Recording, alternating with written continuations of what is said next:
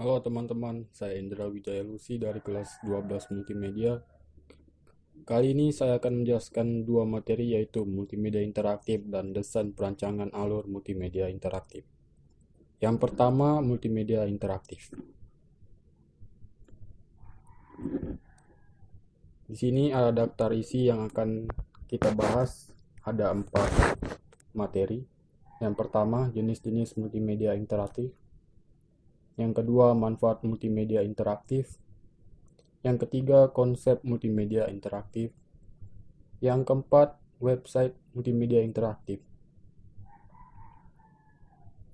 Sebelum kita masuk ke jenis-jenis, alangkah baiknya kita mengerti dulu pengertian multimedia interaktif. Multimedia interaktif adalah media yang menggabungkan teks, grafik, video animasi, dan suara guna menyampaikan suatu pesan dan informasi melalui media elektronik seperti komputer dan perangkat elektronik lainnya.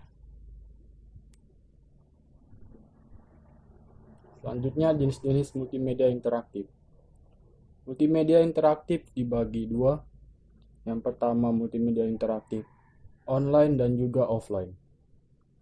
Multimedia interaktif online adalah multimedia yang cara penyampaian melalui kabel, saluran, dan juga jaringan. Sedangkan multimedia interaktif offline adalah sebaliknya, kan cara penyampaiannya tidak melalui kabel, saluran, atau jaringan.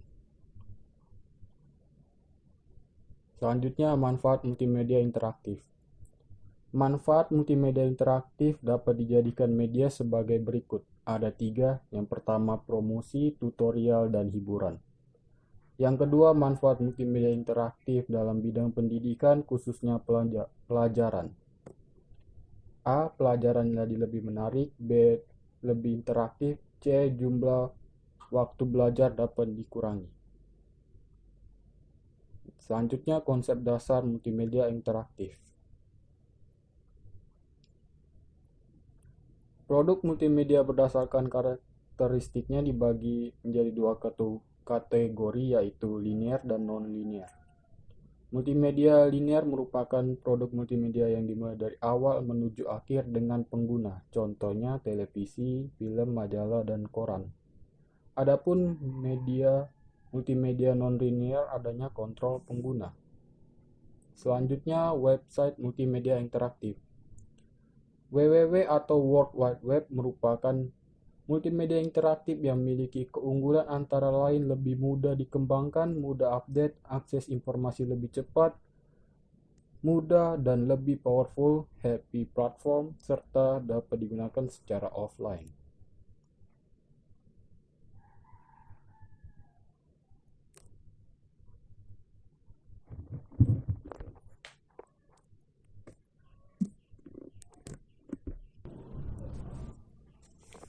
Sekarang kita masuk ke bab 2 yaitu desain perancangan alur multimedia interaktif. Di sini ada pendahuluan mendesain dan membuat proyek multimedia interaktif seperti seorang arsitek gedung yang harus memahami bagaimana menggunakan segala sumber daya yang ada menjadi sangat andal jika ada uji coba, modifikasi, dan umpan balik, sehingga menjadikan produk tersebut sempurna. Rancangan produk multimedia interaktif dimulai dengan bagan atau sketsa, sehingga menjadikan produk menjadi lebih sempurna yang kemudian diarahkan menjadi sebuah flowchart yang selanjutnya dijadikan storyboard. Flowchart multimedia interaktif. Flowchart adalah bagian yang mempunyai arus yang menggambarkan langkah-langkah suatu masalah.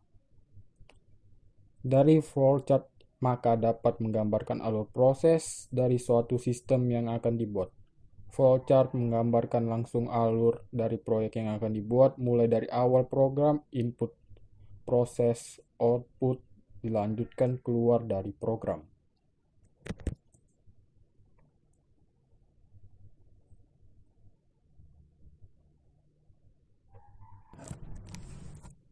Selanjutnya ada 4 struktur navigasi perancangan multimedia. Yang pertama ada linear, navigasi yang dilakukan secara berurutan sehingga pengguna melakukan satu persatu secara berurutan. Yang kedua ada hierarki, Navigasi cabang pohon yang merupakan linear dengan percabangan.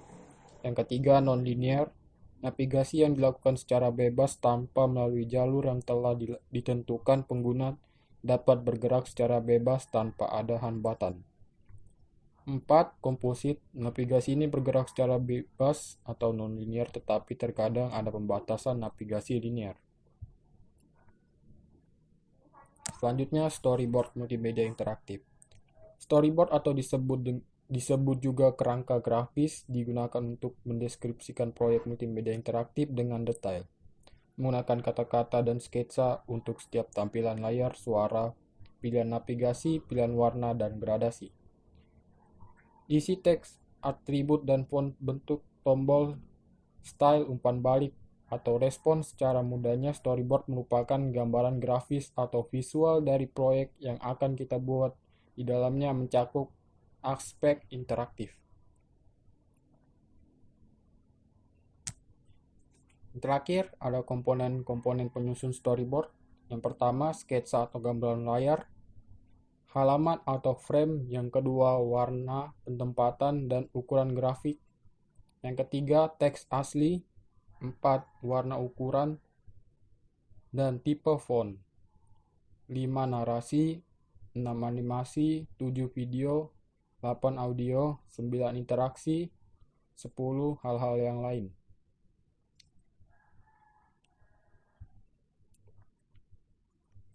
Ya, itu saja materi yang bisa saya sampaikan. Kurang dan lebihnya mohon dimaafkan. Semoga apa yang saya berikan ini dapat bermanfaat bagi kalian.